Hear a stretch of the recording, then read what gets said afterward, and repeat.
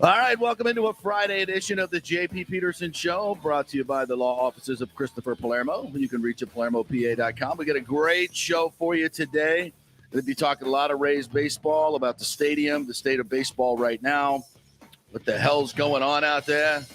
David Samson's going to join us at a great podcast, Nothing Personal. We will chat with him in just a few seconds right off the top. We're going to get to the Lightning as well. A 3-2 loss last night up in Boston. They are reeling, and not quite time to push the panic button yet, but we're getting darn close to it. We got lots of Bucs sound to get to as well. Today, Logan, Ryan, William Golston, Shaq Mason went to the podium. We'll hear from them as well. We'll hit the Sweet 16 and all that's going on in the NFL. So stay with us. Another jam-packed 2 hours of fun here on the JP Peterson Show. We're going to launch it off right now by bringing in the former president of the Miami Marlins, the great David Samson, who joins us now. Talk some Major League Baseball. What's up, David? How are you? I'm great. How are you? Really, really good. We're getting excited for this Rays baseball season, although they didn't make any of the gigantic moves that we were hoping might happen. Say some of us may have been a little skeptical of them actually getting Freddie Freeman. They were never going to outbid the Dodgers, right? What are your thoughts on how the Rays did in this offseason and how this club looks going into the season? Have they not earned your belief and trust yet? Yes, they have. Yes, they have. I mean, it's just amazing. What more could they do? It's Freddie Freeman. That was just a non-starter. That is Right. Not how the Tampa Bay Rays act, nor should it be, because that's a deal where by the end of that deal, you are trying to figure out how you can actually have a winning team with someone taking up such a huge part of your payroll. Right. And that's not how the Rays roll. And the way the Rays operate is they win on the field, and they win with players that maybe fans don't know about when the season starts, but people in baseball certainly do. Yeah. And come September, October, everybody does. Do you think that was just kind of a red herring that they were throwing out there, that they're going after Freddie Freeman? Because I didn't believe it from the jump that they were actually pursuing him, because they never do things like that. And again, I agreed with you. I said that this is not a contract that they're going to be able to handle. The Dodgers can handle him being ineffective or getting hurt. They can always spend more money. The Rays cannot. So do you think they were actually really in it?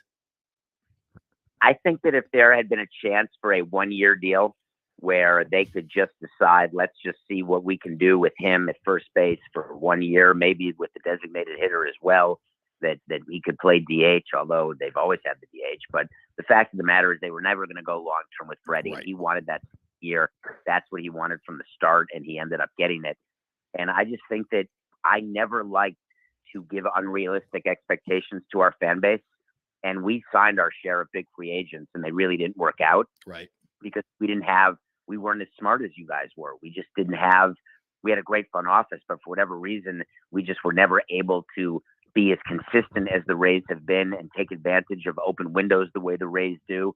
So I don't know why you'd ever want it out there. Now, if you're the agent for Freddie Freeman, you want everybody to know that there's multiple teams in, because that raises the price when you've got perceived competition. But Freddie made it pretty clear that he wanted to be in either Atlanta or LA, and that's it. And so everybody else, whether it's Toronto or Tampa or Boston or anybody, was never going to get him. And I just don't ever want my fans to be disappointed. I want them to relish in the fact that we know what we're doing and we give you results. David Samson joining us here, former president of the Marlins. Nothing Personal is his podcast. You got to listen to it. It's a must listen. What are your thoughts on where the Rays are right now vis-a-vis the stadium issue and the law's ongoing now second lawsuit against Stu Sternberg? The judge has decided this is going to go to a jury trial. And my feeling is, David, that this Major League Baseball will never let this get to a discovery phase, a deposition phase, and have the Rays books open to public scrutiny. Is that your feeling? How do you think this is going to go? And could Stu Sternberg be deposed? Could there be a receivership appointed here for the Rays ownership? How do you see this going? Well, I think what the fight is between partners. Mm-hmm. And we had fights with our partners, and they went all the way to arbitration, and they were sealed. But in terms of public depositions and public records, MLB views that as kryptonite, right? Right. You'd rather get poisoned in a dungeon, by Prince Humperdinck than get on the stand.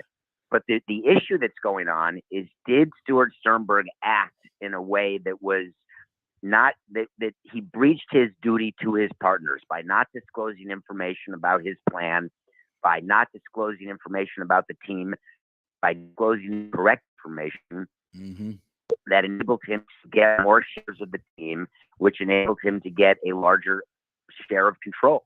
So this is just about limited partners feeling as though they're more limited than they want it to be. So I think that there's going to be some sort of settlement at some point. I do not see this getting to a trial at all, because Stuart doesn't want that. But from the beginning, I've told you that Stu was not willing and hasn't been willing to get dirty. And when I say get dirty, I don't mean illegal. Getting dirty is what you have to do to get a ballpark built. Yeah. You have to get in the trenches. You have to be unpopular. You have to do things that are in the best interest of your team, but say they're in the best interest of your city. You have to do things that are best in the best interest of the value of your team. And fans want you to do things in the best interest of the fans only. And Stu, the reason why there's been no new ballpark in Tampa yet is that he's been unwilling to put a contribution in, correctly so, because the revenue is not there. The panacea of a new stadium is not what it used to be, because teams have shown time and time again, whether it's Pittsburgh or Cincinnati or even Miami, that getting a new stadium alone is not going to make the difference. And there's just a possibility that there's a problem in the Tampa market during the summer for baseball. So Stu is going to wait till the last possible minute, which we've known for years, and we've talked about it on the program. Yep. And they're almost up against that deadline where they have to figure out, is Stu going to sell? Is he going to try to relocate, which he's not going to be allowed to do? Right. Or is he just going to give in and put money in and get a stadium in Tampa and see what happens? I happen to think that this ends with Stu selling the team to a local buyer and a stadium being built in Tampa. Oh, and that is a dream scenario for everyone here, because he's already made himself extremely unpopular. So he's figured that part out. But I agree with you. And I don't know if you know anything about this, and I'm just throwing stuff at the wall, David. But I do know that Derek Jeter and that group were interested in buying the Rays before they bought the Marlins. And now Derek is suddenly out with the Marlins. And Jeff Vinnick has been piling up a lot of cash for the last year or so. Don't know if he's involved in any effort. There's a local real estate guy here, Daryl Shaw, who owns the real estate this proposed Ray Stadium is going to be on, who just made a major shift away from his Blue Pearl company. There's a lot of things lining up here. And I look at Major League Baseball and I say, why wouldn't I want to use this lawsuit as an excuse to say, sorry, Stu, sell or whatever. Let's get this group coming in. If there were some, because obviously Jeffrey Vinnick used to be a part owner of the Red Sox, so he knows the baseball people.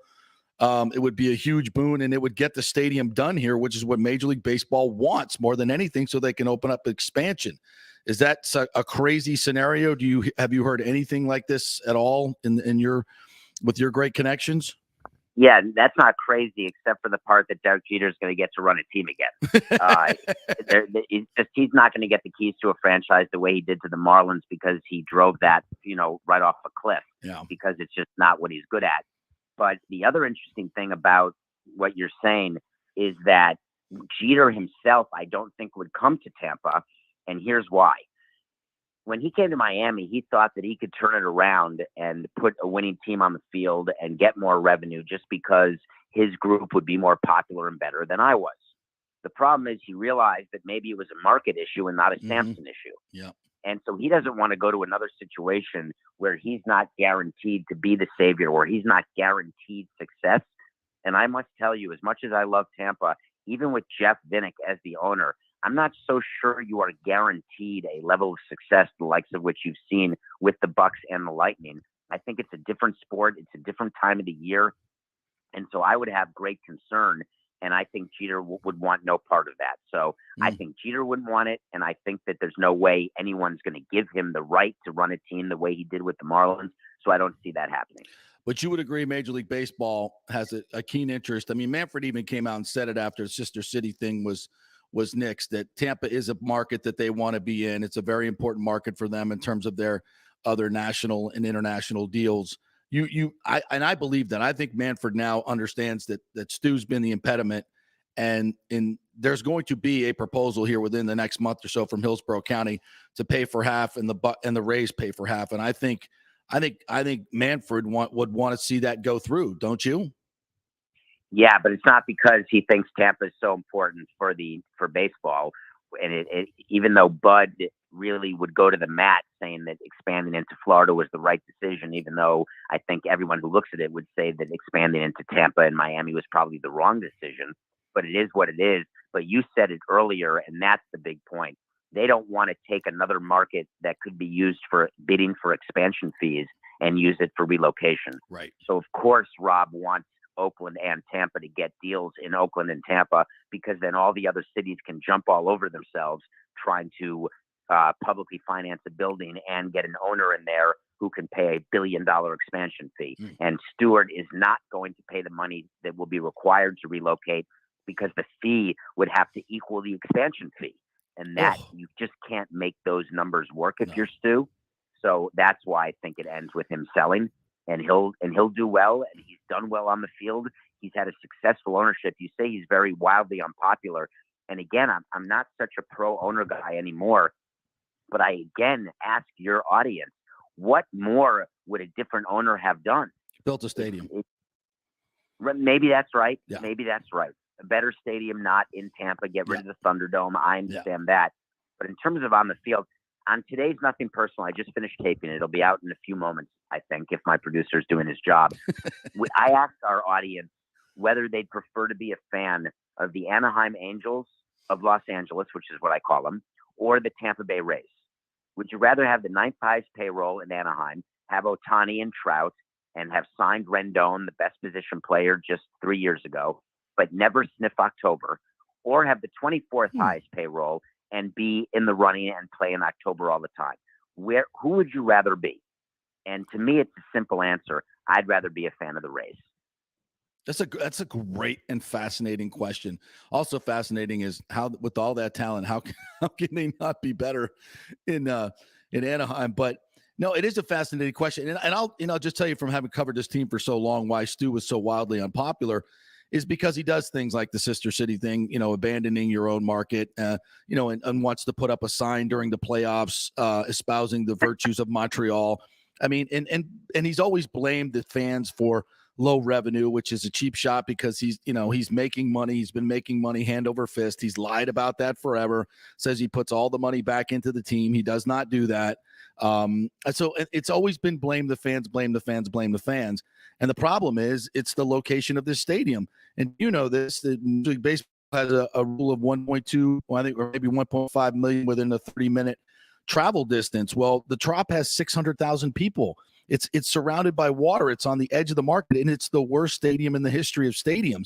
That's the problem in this market. You move it over centrally located in Tampa, you're going to have 2.4 million people by the time the stadium's built, within a 30-minute drive. So 2.4 versus 600,000, it's a tremendous difference. And that's, to me, and having lived here for the last 25 years and knowing how people, spend their leisure dollars and their leisure time, it's all over, for the most part, on this side of the Bay. So I just think location, and an iconic non-obsolete stadium makes all the difference in the world. I mean, look at the Lightning. They're a freaking hockey team. Nobody played hockey growing up here, and they have 270 sellouts. I mean, that's the question, though. Would you agree with the premise that Stu Sternberg is a good businessman? Oh, that's a loaded question. We might have a different definition of good businessman. I think somebody who continually lies to their fan base. That's PR. Yeah, that's PR. Okay, that's a businessman. If you're judging him on how making money and winning on the field, 100%, he's the best in the business. But that's not how I judge. If you think he's a good business person, which I agree with, he's brilliant and he surrounds himself with brilliant people. If they have not cut a stadium deal yet, do you not agree there's only one reason why he hasn't done it? And that reason would be money, risking money. Yeah. It's not a good investment. he does not feel as though the ROI, the return on investment, is as high as it needs to be to merit the risk of putting the money into the stadium. Is that possible? Yes, absolutely. And then there's a definition of how much is enough money. I mean, if he's looking Never. to There's no answer to that. Never enough. You know that. That's how rich people get rich. Yeah, but that's not. Because it's never enough. But you would agree with me, though, as a fan, and this is not the stock market. This is not Wall Street. Okay, this is you own a baseball team, not a mutual fund, and there are different responsibilities to that. You have responsibilities to your fan base. You have responsibility to an area to not hold up the development of the Tropicana Field site and the Ybor City site as well, which he's doing, which is costing tens of thousands of people, millions, maybe $1 billion+ in development. We're all waiting on him to give us his blessing. I mean, he's not been a good community partner. And my argument is, as a baseball owner or a sports franchise owner, you are given a monopoly in that franchise, in that location, in that city. You have community responsibility. And he shrugs them every chance in the pursuit of the almighty dollar. So, yeah, as a Wall Street guy, if you look at it completely from a fiduciary standpoint, he's been wildly successful. But as an owner and all those other things that I mentioned, I think he's been a complete failure. I'm terribly sorry to disappoint you and all the other fans of any sport anywhere. And that's another segment I did, and it's a harsh segment, but I'll tell you right now, all the things you just said are never even mentioned inside the boardroom or the front office of a baseball team or a football team or a hockey team. Owners say it. When they get a trophy, they say, I want to thank the fans. That's the first thing they always say. The fans are never even a consideration. They're just not. I'm sorry to be so harsh, but it's like you're in fantasy land that you think that is a factor, that when you own a baseball team, that you've got this. We all say it because it's page 2 of the You Run a Team playbook, which is we're here for the fans and we've got a community responsibility. We want to be good corporate partners. We want to make a difference. We're doing all that because we want to make as much money as we can, and we think that's the right thing to say from a PR standpoint.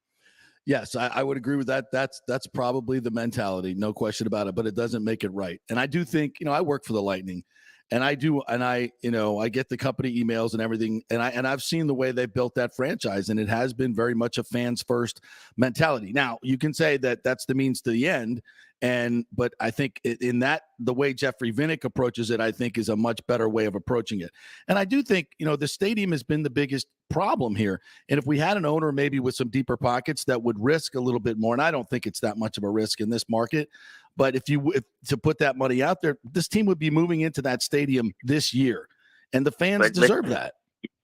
I hear you, but when I got into baseball, the richest owner was a guy named Carl Polad, who owned the Minnesota Twins. Right. He was worth the most. He had the highest net worth, and he would not build a stadium to replace the Metrodome, which arguably was as bad as the Thunder.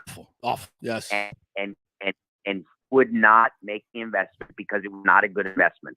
And finally, they got a stadium deal done in Minnesota, finally, after a decade or more, with a deal that made sense from a business standpoint.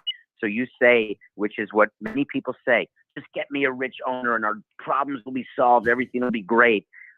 In fact, that's really not the case. Well, do you think there's any responsibility on his part to get? I mean, he just got a windfall of over $400 million on a upfront portion of his TV contract, and so he clearly has money.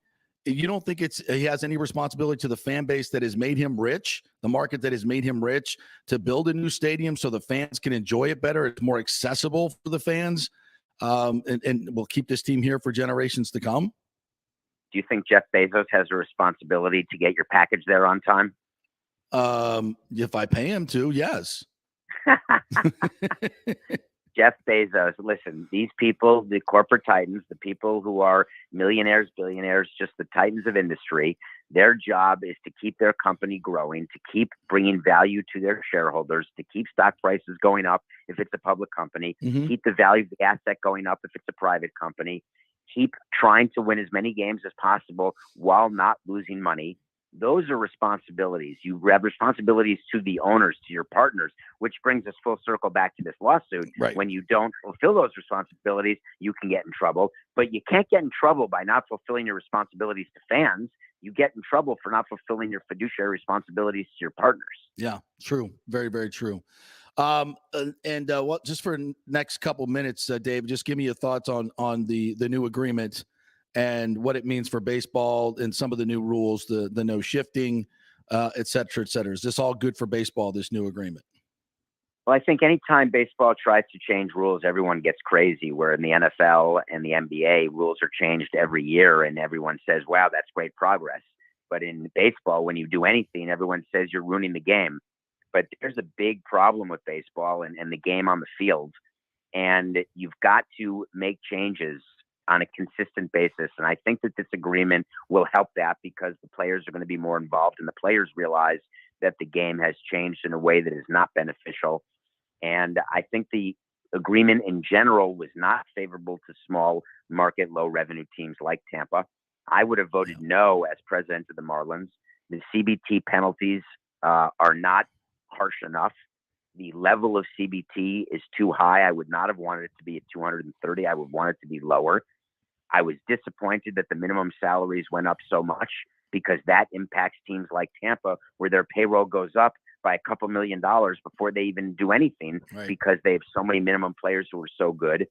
So I think that the players made a lot of progress in this deal and got a lot of things they wanted. And that arbitration pool, that's a big deal that people don't talk about. Yep. But you talk about $50 million extra per year for $250 million over the life of a 5-year deal, going to players who should be making the minimum and now will make more, like the Wander Francos of the world, the Randy Arozarenas of the world. Yep. That just means that they'll get expensive faster, and that means they won't be on your team for as long. That's the reality of it for low revenue teams. So I do not think it was a favorable deal for those types of teams. I would agree with that part of it. It's none of that was really good for the Rays. So we'll see how if business practices change or what happens moving forward. Dave, always great to chat with you. Really thank you for your time. Nothing Personal is the podcast. You got to subscribe to it if you're a baseball fan. As you could tell, David does not pull any punches. He's talked real shit, as we say on this show, and we really appreciate it. Thanks, David. Hey, have a great day. Thank you. David Samson there. I mean, he brings up some very, very, I think, important points.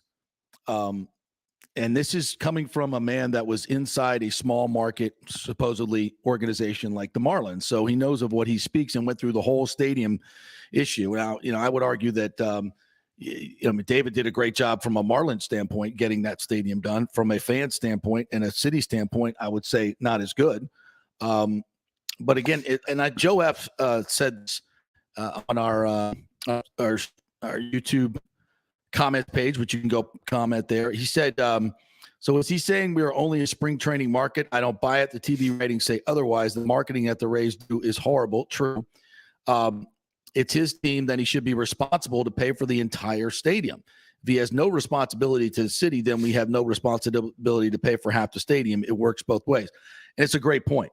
I mean, not only, I think when you're given the franchise here in Tampa Bay and your franchise grows to $1.5 billion value because, A, you did a good job winning on the field. I think that's part of it. But also just being in baseball, and the general revenues of baseball have gone through the roof. It's gone from like a $3 billion total industry to a $10 billion industry in the last, 10 years. And that money goes to a lot of that money goes to all teams, not just the big market teams. So, this market has made him rich beyond his beliefs, Stu Sternberg. And I do think he has a responsibility to do his part to get this stadium done, especially if we're paying for half the stadium, then we do have an interest in getting a new stadium and getting it done forthright. Let's get it done. What are your thoughts, Nick Gaddis, on what you just heard from David? I think it's good perspective for fans who may be in like a little bit of a box, and we think about it. I mean, he just basically said it there. The owners don't care about you. This is not their discussions. It's just in. And when you do kind of break it down, Stu is a good businessman. Okay, you can't deny he is from the outlines that David said. He is a good businessman. From yours, no. Yeah, it's a matter of definitions. Yeah, it's definitely a matter of definitions, but the fans clearly do not factor into that. And I thought his point about would you rather be an Angels fan or a Rays fan was really thought-provoking. Yeah. Because you're a star lover. You love the stars and having the guys on your team. You wanted Freddie Freeman.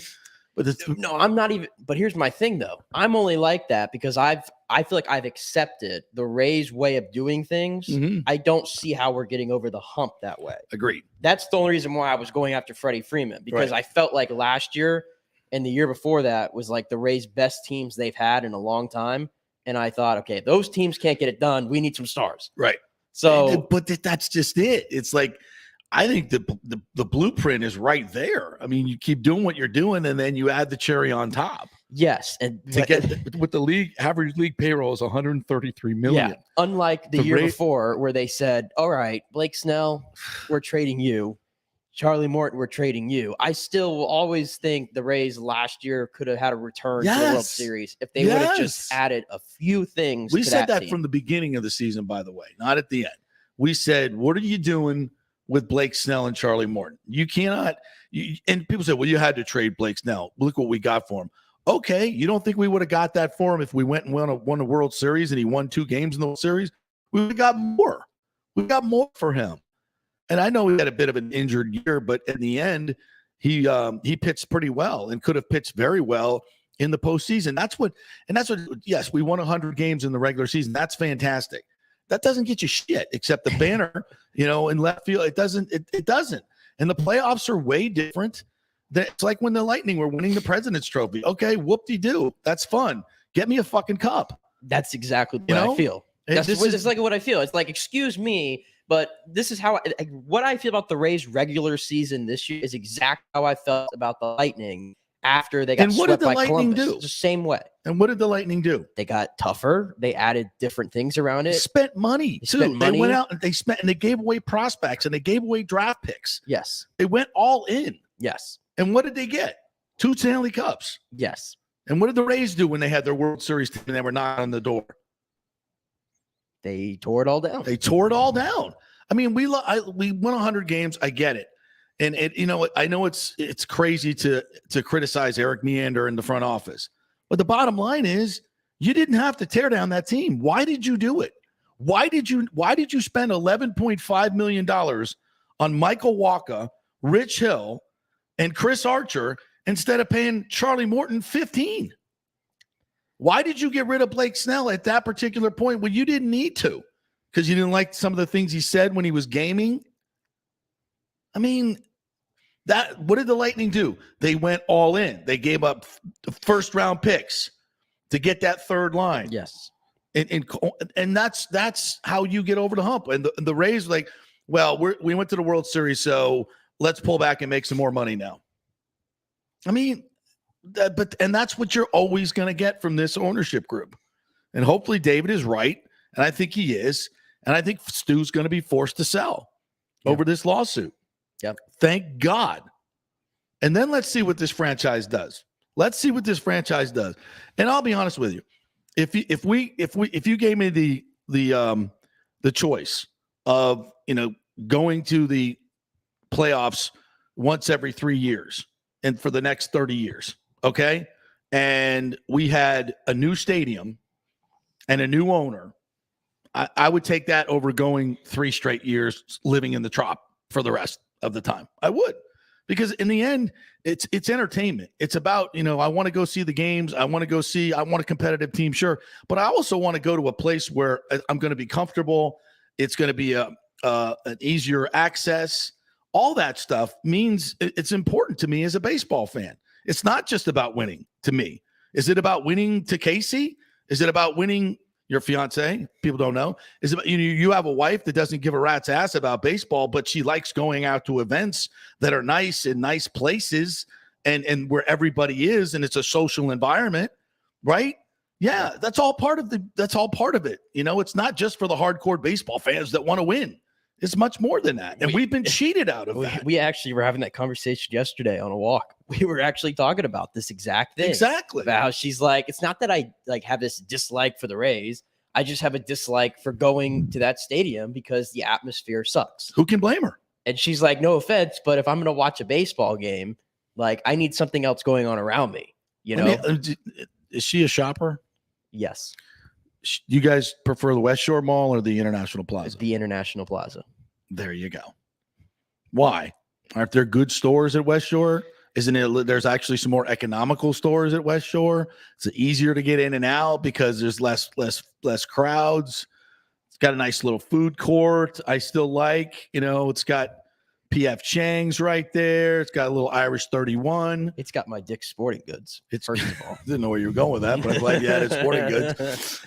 Dick's Sporting Goods, yeah. But no, you go to International Plaza. Why? Because it's updated. It's more hip. It's got some better stores. It's got better restaurants, better everything. It's a better stadium than West Shore Plaza. Because they have Lululemon in Williams and Sonoma. Bada bing. There's a difference. And that's and we don't care. We don't give a rat's ass. No. But we care about, what's the best price? Where can I go? Dick's Sporting, right? But we're not the only ones that are involved here. We got to bring a girl to the game sometimes. You want to bring your wife, you want to bring your kids, the kids want to go someplace that's fun. Yeah. Right. And listen, if Friday night, to me, the best stadiums work on like Friday nights and Saturday nights. If they're in a great location, they can serve as like a pre to going out for the younger generation. Exactly. And the Rays Stadium is really backed up against that great district downtown in St. Pete. And if this was working, that place would be packed on Friday and Saturday nights, and people would be going there before they go out. Downtown is just already. Like they do with the Lightning. Right. That it's not working though. Yeah. And then there's your problem.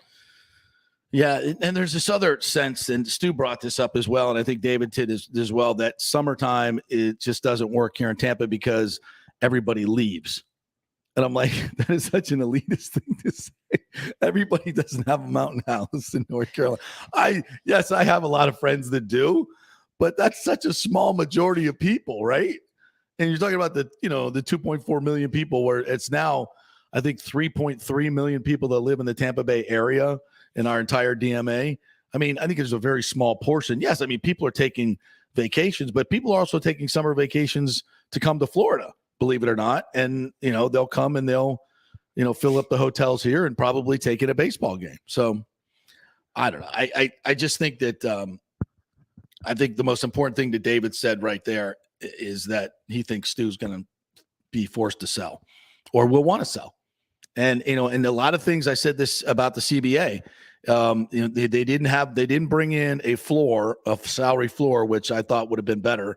But a lot of things they did are anti-making money for Stu. He's used a lot of these loopholes, so to speak, to make money with cheaper players, and a lot of that stuff is going away.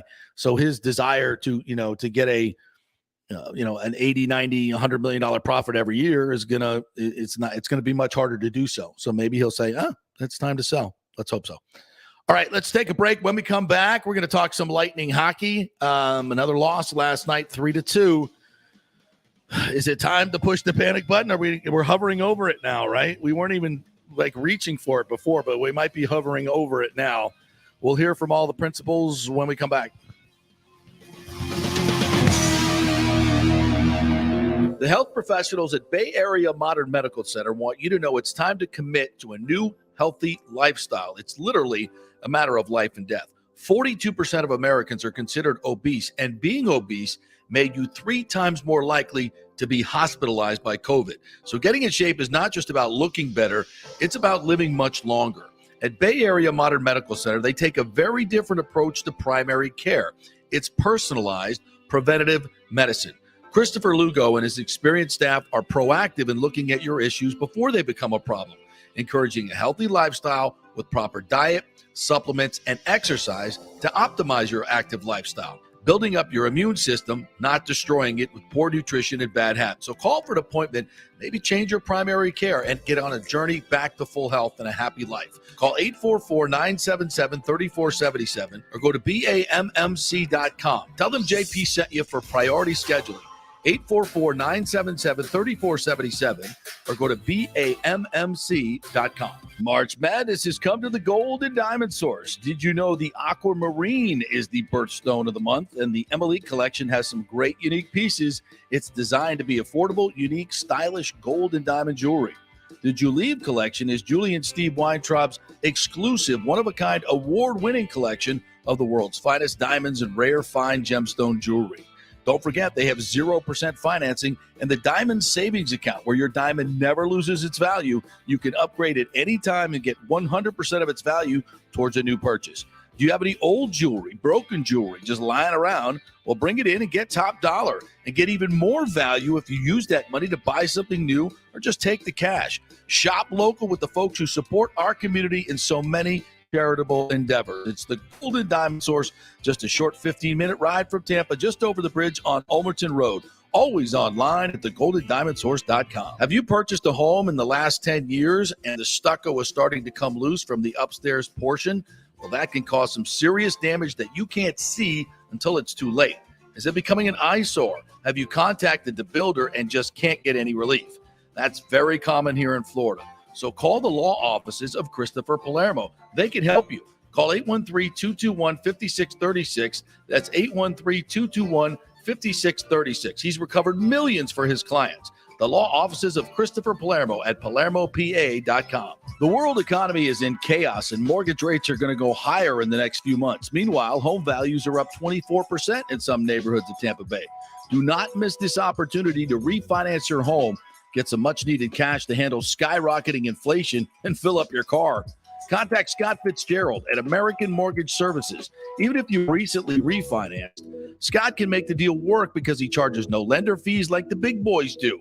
He will also shop your loan around to dozens of lenders and get the best rates and terms. Let them compete for your business. The big banks charge huge lending fees. Customer service is simply a phone number with endless wait times. Scott is local and will personally take your call. Here's his cell phone number. Tell him JP said you could call. 813-294-7595. Scott's done over 3,000 loans, including many coaches and athletes. He will answer your calls and concerns and give you workable strategies to be smart with your money. Reduce your payments.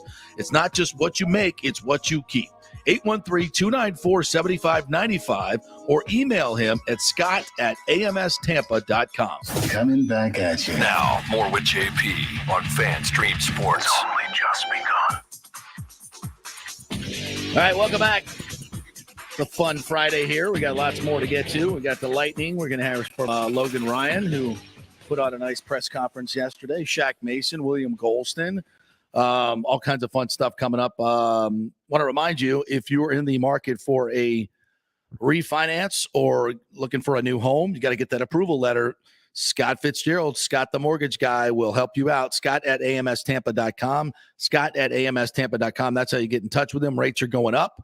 Had him on the show the other day, and he said we just don't know where they're going. Now is a great time to pull that money out if you want to refinance. And if you've recently refinanced, it doesn't matter if you think, well, they already spent some money on those upfront fees, it's not going to pay off. Let Scott run the numbers for you. You'd be surprised with how much money you can get out with the value of your home right now, how cheap the money still is. He can maybe make it work for you to save a lot more money down the line. So in these uncertain times, it's better to have cash in hand than anything else, folks. So give him a call or just email him, Scott@amstampa.com. He'll run all the numbers for you. Scott@amstampa.com. Free call and just to chat with him, and he can go over all the options that you may not know are out there. And then you can figure it out from there. It's easy. Scott@amstampa.com. All right, man, another tough loss for the Lightning last night, 3-2 on so many levels. Number one, because they had the lead twice. They had the lead in the third period, and they couldn't hold it. Some good news is the new guy, the two new guys, Hagel and Paul, now have goals already. And here's Hagel's shorthanded goal last night that gave the Lightning the lead early. Up the ice, shorthanded. Pull out in the corner across. Hagel scores! Brandon Hagel, a shorthanded goal. His first goal as a member of the Lightning, and did they need that? Outstanding work here by Andre Palat, and that really makes it. And the Boston Bruins just kind of go to sleep here. They just think that, I don't know, Palat's just going to make a play, keep it in the corner, keep it in the offensive zone. But they just go to sleep in front of the net. Marchand should have been watching Hagel, but he's just trying to get into a passing lane and watch Palat. Palat just waits and waits. And look at Hagel. Hagel really smart. Now, that's a guy who has 22 goals on the season.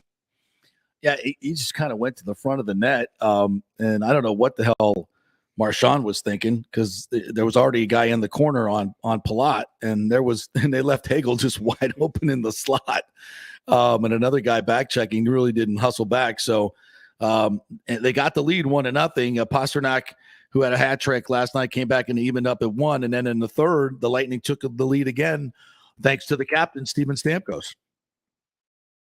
Ruda with a shot, puck loose, point, left, Stamkos scores! A lot of Lightning fans there last night. Stamkos finds the rebound and snaps it home, and the Lightning retake the lead, 2-1. That's a hell of a wrist up. Lightning getting to the net repeatedly. It's a line change. Stamkos is coming on. He's going to join Kucherov and point. They thread their way through, getting the D-men involved. Nice job by Ruda to get into the middle, get the puck to the net. Boston gets players back, but they don't see Stamkos coming late on the play. There's lots of black jerseys back there, but they keep the puck alive. The Lightning do. Stamkos comes in, waits, gets the rebound that he needs, and he doesn't need a second chance, and the Lightning have got the lead. That made it 2-1, and then the Lightning with a couple of turnovers that ended up in the back of their net. Pasternak gets the hat trick. The hats come showering down on the ice at the TD Garden Center, and the Lightning leave with a 3-2 loss. They now lost 6 of their last 8 games. Brayden Point has got 1 goal in 9 games. Kucherov has 1 goal in 11 games. The power play is 3 for its last 28, 0 for 3 last night. None of this is good. They got outshot in the beginning of the second period, 15-1. A game a couple months ago, or maybe a month ago, they went in there, got the ass beat, and came out with an overtime win because Vasilevsky was amazing. And they got a couple of timely goals. Last night, they were outskated again. They were outshot 39-24, but still had the lead twice and couldn't hold it. None of this is good, and now they've slipped into the wild card position. Kind of hard to process, right? In the wild card. Well, 11 games in 11 different cities in about a 23-day span. Not making excuses. That's a reason. And they're trying to get some new guys worked in. This is almost to be expected. It's a reason, but I could almost argue that how they were playing leading up to this was not sustainable. We kept saying we don't think they're playing their best hockey. The findaways, remember the findaways. Yeah. How many times do the Lightning have to rely on 6-on-5 at the end of the game? Right. How many times the Lightning have to lead the league in going empty net this year? Oh, literally. No question. I mean, the overtime games they've played a lot of extra hockey on top of playing more hockey than anybody the last 2-3 years. And it's just, I don't think it was sustainable. I just don't think it was sustainable. And ever since they've gotten back from the Nashville trip, starting with that night in Pittsburgh where they just got absolutely just raced all over the entire ice. Yep. This has been the same problems. These same problems occurring last night. The second period, it's back-to-back second periods where I think how John Cooper described it, the whole entire air of the team just got taken out. The momentum, it's all gone. And then you start the third period with a power play. You take another stupid penalty. And the power play awful. Is awful. It's awful right now. Yeah, and it's the same guys. I mean, you can't say no Kucherov now. You can't say no Stamkos. You can't say no. They're all there. Why is it so bad? The passing lanes are not there. I don't know if teams are doing a better job. The passing's not as crisp, but they're doing the thing. Kuch and Stamkos, I said, they have a habit of staring at each other. Yep. It's not there. Goalies are adjusting to Stamkos' off his shot. He hasn't connected on one of those in a while. Kuch has had some unlucky luck with the post. Yeah. Haven't been able to find Point in the slot, who you just mentioned there, his snake bitten right now. Yeah. He can't find his way. I think those are the big problems, especially if you look at players-wise. Kuch and Point, they've dried up recently. They really have. Yeah. Yeah, a lot, hockey is such a game of momentum too. You get going backwards, especially with some of these better teams, and it's just hard to turn it around. I don't know. I'm just going to hope that a lot of this is just because of the schedule, and they should be. They were, a lot of coming off of February, they just didn't play. No. I think that's another thing that's just weird. Is just that when have we ever had a and look, I work for the Lightning. I feel like I've been in that building like once in the past 2 months. I mean, they just haven't had a lot of home ice. Yeah. They just haven't. And for whether it's a break or it's not, I mean, these guys are a creature of habit, especially the fine motor skills of hockey. You really connecting on these passes, your timing has to be excellent. And if you're not playing constantly, It's not good. And then when you come back to play and you're on the road constantly and you can't get a flow, I mean, it's just teams in a rut right now. But I refuse to panic. And I don't think this is a bad team or an average team. I think it's a very good team whose best hockey is in front of them. I really do. I know it may sound, just Pollyanna, but that's what I believe. Yeah, and I saw a lot of people yesterday on Twitter. Again, 3%, but yes. Still a lot of Lightning fans on Twitter, Yeah. and they were ready to burn the house down last night. And I think everybody hit the panic button after last night because of the way the last 10 minutes unfolded. You have a lead, you expect this team to hold it as they've done before, and you have sloppy giveaways like Cirelli at the end there. Yeah, it just can't happen. It's just reoccurring, and it's like, what else can you say? And McDonough gets hurt. He gets hurt, and John wasn't exactly didn't look good. Didn't look good. And they cannot afford an injury to one of these D guys right now. Not right now. That will be the death knell if they lose. God forbid they lose Hedman. You got no shot. You have no shot. But I think it's a real thing though. You got 19 games remaining. You're in a wild card spot right now, albeit you're just a point behind Boston and Toronto, so that can interchange. But I still think you want to get in front of them because I know the Lightning don't care who they play, but just looking at it from perspective, I don't think I want to play Florida in the first round, and that's who they would be potentially set up to play if they remain in that wild card. No, you don't want and also those game sevens are big deals, and you want 7 on their home base. So they've got to look. They've got a lot of time, and they're not far out of first place. It's not none of that is undoable. They've got some home games coming up, and they got a chance to get better. But it certainly is a wake up call. If they needed that as the 2-time Cup champions, that's what's happening. So let's listen into we go Coop or Stamkos. Coop, we'll start with Coop. All right, give us the business, Coop. In a long time, maybe before 2020 pause, like 6 of 8. Just what's the concern level of the coaching staff, or just what's the overall read on how to get? Well, one part of you is sitting here saying, "Hey, we got a veteran team, been there before, won a couple times, we'll come out of it," and the other party is like, "Why in this point of the season?" But I mean, teams go through this. It's 82 games. We're in a bit of a road stretch, as everybody's well aware. But we're better than this. And if we're going to execute the way we're executing right now, it's not going to get better anytime soon. So that's a big part of our game is being able to play the game with pace and execute, and we're just not doing that right now. And the only way you get out of it is you work your way out of it. You just can't hope your way out of it. You have to work your way out of it, and it's got some work to do. John, how much do you talk a lot about the penalty, but when you take them that early, like big long ones, how much is there residual to maybe stopping that pace? Well, it's tough because there's a bunch of guys don't get on the ice. I thought it was going to be a momentum swing for us, then we get the power play, but none of those guys have been on the ice the whole time. So when the PK was, I thought did a great job today. Didn't really give him too many looks. The PP's got to come out of this. They're leaving a lot of chances out there for us, but again, it's when you're not executing the way and you're not feeling it, this can happen. So you just got to stick with it. It's probably a saying. Stood the test of time, but that's what we have to do. Obviously, an accomplished group, but if you guys mentioned needing to get their confidence back or the swagger back, like how hard is it to get back when you don't get the results? I don't know. I think if you have swagger, you have swagger. So I don't think guys that have confidence shouldn't lose it. Guys that have swagger shouldn't lose it. A lot of guys in that room have that, so I don't buy into that at all. John, I was a little bit surprised to see Blatt on the PK. Was that just a nature of the situation because it was? No, it's just because you haven't seen him this year. I mean, he's played in the past.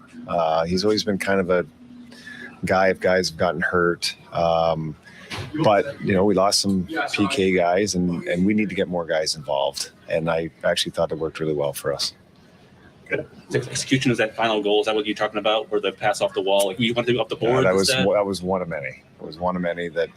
Normally some of those are on the stick, and that one wasn't. But that's not the only one. That was the last one. There was many way before that just didn't end up in the back of our net. Well, that's typical Coop. Like whenever there's a, whenever they go through a losing streak, never concerned. And I think that's good. I mean, you certainly don't want to send the message out there to the fans that you're panicking. And I'm sure that the messages in the dressing room are a lot more stern than that. Yeah, they have no reason to be concerned as a coach, I think, because they've been through a lot worse. Yeah. He's the longest tenured coach in the NHL. He's seen everything at this point that this team has, and they go through a rough patch every year. Mm-hmm. This one seems, all teams do. Yeah, and this one I think everybody's alarmed because it seems a little bit more profound this time. I don't remember the last time the Lightning have lost 6 of 8 in a season. And just the way they're just getting outplayed. They're just outplayed. Yeah. They don't get enough shots. They're No not generating time of enough. possession. Yeah. They're not skating. They're just getting outpaced everywhere by these teams. I mean, Pasternak he was the best player on the ice last night, clearly, and it wasn't close. And that's just the way it's been. And Vasilevsky hasn't been able to save him either. He just hasn't. And that's always been it. Even through this cup run, if Vasilevsky doesn't play superhuman, the Lightning are very average. They're very average. And that's part of having the best goaltender in the world. You want to develop your team that way. You want to have, you want to take advantage of having a goalie that's the best in the world by being a little more offensive minded. But the contradiction to that is, and it always has been with Cooper, the more they play defense, the more they win. The more they concentrate on, it's like, yeah, they're struggling to score goals now. This losing streak is also, they lost 6 of 8, and I think 7 of 9 or 8 of 9 they've scored 2 goals or fewer. So they're not scoring, and they're not winning. And I think the obvious thing is, well, we got to push more. We got to take more chance. No, it's just the opposite of that. It's very counterintuitive. And when Lightning are playing that way is when they're playing at their best. So they're struggling to score. So we got to play better defense. It doesn't sound right, but that's the way it works with this team. And it always has, because once they tighten up, they get more opportunities to break out, and they're a very good counterattacking team. So, well, you want to hear from Stamkos? Let's hear a little Stamkos while we're talking Lightning. Let's see what the captain has. A stretch like this in a while, losing 6 of 8. Just what's the message after a game like this and a stretch like this? Be better. I feel like you're used to scoring. Haven't scored in a while. You got one tonight. Just what that mean to get back in there. Yeah, guys have a job on the team, so part of my job is to score goals. So hasn't been going well. So get one tonight, was nice. Hopefully build on it. Steve, what was happening, especially in the beginning of that second period there, when they just seemed like they were getting all the zone time? I don't know. We'll have to review it on tape. I can't remember off the top of my head what the difference was, but the message is we have to be a lot better. I think Bruins the other day, like, you guys want to get your confidence back. Like, in your experience in your league, like, when your confidence isn't quite there, how do you get it back? Well, it's the toughest thing to get back in the world, in any facet of the world, is confidence. It's such a fickle word, and it's something that people take for granted. I think when you have it, it's great, but it goes away pretty quick, and you have to grind and battle and not cheat the game to get it back. So that's what we'll look to do. Steven, is there a residual here from the penalties? I mean, especially early on. Well, guys aren't trying. They're not going out saying going to take penalties. But when you start the game and, it's 4 minutes, their top guys get to touch the puck, get to feel the puck. Our PK guys get burnt out a little bit. Our other guys that don't PK don't get to get out for the first 5 minutes of the game. Listen, the penalty kill did an outstanding job, but we can't keep shooting ourselves in the foot with these. It disrupts the game. So, like I said, guys aren't going out there trying to do those things, but when it's a common trend, and it's a trend that's going in the wrong direction and it's leading to us not winning games, then something needs to change. So the message just get better. Is that mostly start with the work ethic, I guess? Is start with the execution? Yeah, both. It's a lot of the same stuff. They say when they get into a funk, but I think he's spot on. They just got to play better. And I do think a lot of this this looks like a tired team that's a step slow, and they just need, and this sounds counterintuitive as well. They just need to play more. They need to play more and just get back that sharpness. So we'll see what happens. They've got one more game on the road, or 2 more games. They got Detroit tomorrow at 12:30, and in Detroit. Why are you laughing? Got 2 games back to back in a day. Lightning day games. Yep. Usually not well for them. But And then a 2:00 against the Islanders. Playing some okay hockey. So back to back this weekend, and then Tuesday night they got Carolina coming in for a home game finally, and they'll be back home for a little bit. So, all right, we'll take a break. When we come back, some Rays news to get to. The Taylor Walls controversy popped up again yesterday. Very interesting what happened when Mark Topkin put up his piece yesterday about how it angered his bosses. Rays Nation came out in force. And he's got a friend in the business in Manny Machado. So we'll talk what's going on with politics in baseball and what's going on in the field with the Rays when we come back. March Madness has come to the Gold and Diamond Source. Did you know the Aquamarine is the birthstone of the month? And the Emily collection has some great unique pieces. It's designed to be affordable, unique, stylish gold and diamond jewelry. The Julieve collection is Julie and Steve Weintraub's exclusive, one-of-a-kind, award-winning collection of the world's finest diamonds and rare fine gemstone jewelry.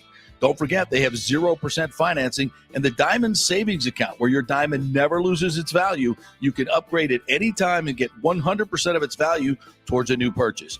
Do you have any old jewelry, broken jewelry, just lying around? Well, bring it in and get top dollar and get even more value if you use that money to buy something new or just take the cash. Shop local with the folks who support our community in so many charitable endeavors. It's the Golden Diamond Source, just a short 15-minute ride from Tampa, just over the bridge on Ulmerton Road. Always online at thegoldendiamondsource.com. The health professionals at Bay Area Modern Medical Center want you to know it's time to commit to a new healthy lifestyle. It's literally a matter of life and death. 42% of Americans are considered obese, and being obese made you 3 times more likely to be hospitalized by COVID. So getting in shape is not just about looking better, it's about living much longer. At Bay Area Modern Medical Center, they take a very different approach to primary care. It's personalized, preventative medicine. Christopher Lugo and his experienced staff are proactive in looking at your issues before they become a problem, encouraging a healthy lifestyle with proper diet, supplements, and exercise to optimize your active lifestyle. Building up your immune system, not destroying it with poor nutrition and bad habits. So call for an appointment, maybe change your primary care, and get on a journey back to full health and a happy life. Call 844-977-3477 or go to BAMMC.com. Tell them JP sent you for priority scheduling. 844-977-3477 or go to BAMMC.com. The world economy is in chaos, and mortgage rates are going to go higher in the next few months. Meanwhile, home values are up 24% in some neighborhoods of Tampa Bay. Do not miss this opportunity to refinance your home, get some much-needed cash to handle skyrocketing inflation, and fill up your car. Contact Scott Fitzgerald at American Mortgage Services. Even if you've recently refinanced, Scott can make the deal work because he charges no lender fees like the big boys do. He will also shop your loan around to dozens of lenders and get the best rates and terms. Let them compete for your business. The big banks charge huge lending fees. Customer service is simply a phone number with endless wait times. Scott is local and will personally take your call. Here's his cell phone number. Tell him JP said you could call. 813-294-7595. Scott's done over 3,000 loans, including many coaches and athletes. He will answer your calls and concerns and give you workable strategies to be smart with your money. Reduce your payments. It's not just what you make, it's what you keep. 813-294-7595 or email him at scott@amstampa.com. Have you purchased a home in the last 10 years and the stucco is starting to come loose from the upstairs portion? Well, that can cause some serious damage that you can't see until it's too late. Is it becoming an eyesore? Have you contacted the builder and just can't get any relief? That's very common here in Florida. So call the law offices of Christopher Palermo. They can help you. Call 813-221-5636. That's 813-221-5636. He's recovered millions for his clients. The law offices of Christopher Palermo at PalermoPA.com. Ladies and gentlemen, Let's rock. this is FanStream Sports with JP. All right, welcome back to the JP Peterson Show as we roll through this fantastic Friday. It's going to be a great weekend. Oh, my God, so much great stuff to do this weekend. You got any big plans? going to see the Wallflowers and the band Perry tonight. I thought you were going to Frozen. No, I did that last night. You did that last night, which was amazing, by the way.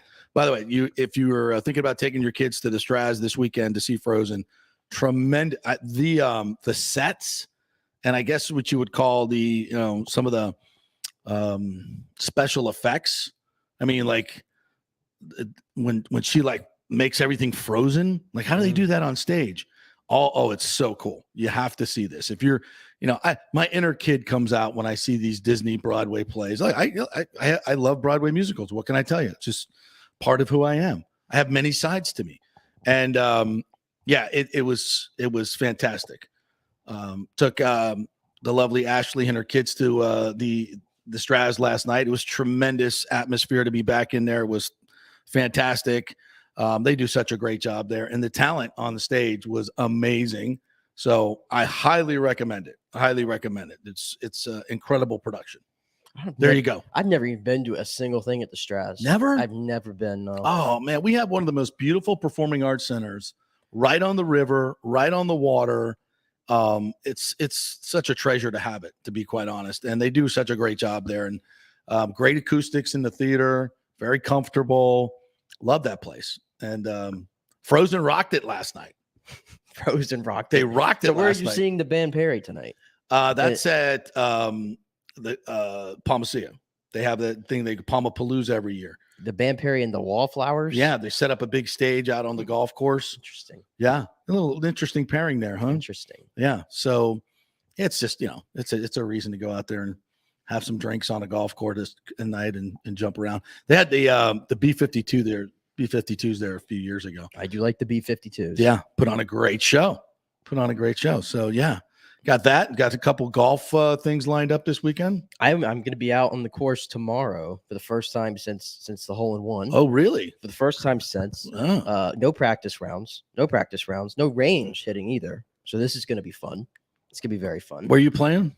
Cleveland Heights in Lakeland. Cleveland Heights. It's a favorite of mine. I have not played there. Favorite of mine over there in Lakeland, off Buckingham Avenue. So, very excited to get back in there, but I know it's not going to be good probably, but you got to get back into it at some point. Yes. And I mean, my game has been so up and down lately. I have no idea what to expect. The last time I played was, I think, was it Copperhead a few weeks ago? Yeah, Copperhead, where birdied 16, but that was about it. That was about the extent of my. I was going to tell you, by the way, if you birdied 16, I was watching, the telecast, and they said some kind of stat or fact or whatever about the Copperhead. That snake pit, 16, 17, and 18. If I'm not mistaken, they said it's like the hardest 3 holes back to back to back. Yeah. Like they've played the hardest since 2003 on the entire tour. Yeah, they are the toughest finishing holes in golf. So yeah. And I did notice that when I see all the water there on the right, that is you got a rib in a fairway that's about 25, 30 yards long or wide. You got water on the right, and then you have trees on the left, which might as well be water. Because if you hit it in there, you got no chance. It's very hard to get it up and in for par. It's very, very difficult. And you saw during the playoff, I think it was he hit it. One guy hit it in the fairway, and Burns hit it in the rough, but got it up onto the green and made like a 32-footer for the win. If he made birdie at 16, it's a tough birdie hole. But he did it and walked away with his back-to-back win. So tough golf course. But tomorrow I'm playing a place in Lakewood. They've got some great courses down there. I'm just starting to explore them. I'm trying to find out the exact name of the course that we're playing tomorrow. Anyway, it's one of those great courses that they have down there in Lakewood Ranch. There's a bevy of them. So I'm looking forward to that because, I play Palmacia a lot. We only have 2 par 5s. And being a long hitter, I am, that's where I make my birdies, trying to, getting on in 2 and, now that I can move up to the white tees. And so and the 2 par 5s at Palmacia are ridiculously hard because the greens are so small. So anyway, I'm looking forward to playing a bit of a different course this weekend. And there's a lot of fun stuff going on this weekend. So get out and enjoy the weather, enjoy the golf, enjoy the beach, enjoy all that Tampa Bay has to offer. Because this might be the last really cool, low humidity weekend we have. We got a Rays lineup for today. Who they got? You get the Orioles. With the Orioles today. The Orioles, and hopefully we're discussing trades for Trey Mancini while we're there. Yes, that's still on the? Yeah, we talked a little bit about that yesterday. That's such a perfect fit for the Rays in so many ways. Get them to a long-term deal at about 10, 12 million over 3 or 4 years. I would love that. Yeah, we do have a lineup though, and it looks like an opening day lineup. Just really about. does. It really does. I'll just name it here real quick. Go through it. Lau, Franco, Arozarena, 1, 2, 3. Meadows, Diaz, and Lowe. 4, 5, 6. That's Josh Lowe. And then Margot, Walls, and Mejia. And wouldn't you know it, Kevin Kiermaier was scratched from the lineup today. What happened today? Some groin soreness. Did he hurt himself packing? Did he have an eyelash in his eye? Stuck in his eye. Did he really miss it? He did. He did. That was last year. I'm telling you, the jokes just write themselves. This guy, he has to be aware of it. Well, we've had the eyelash issue. We've had, and I love KK, but I think this is one of the reasons that the people don't KK really on him. Do I have to go over again why Kevin Kiermaier just grinds my gears? Sure, go right ahead. Because we play. This is the best one. We play in an inside dome.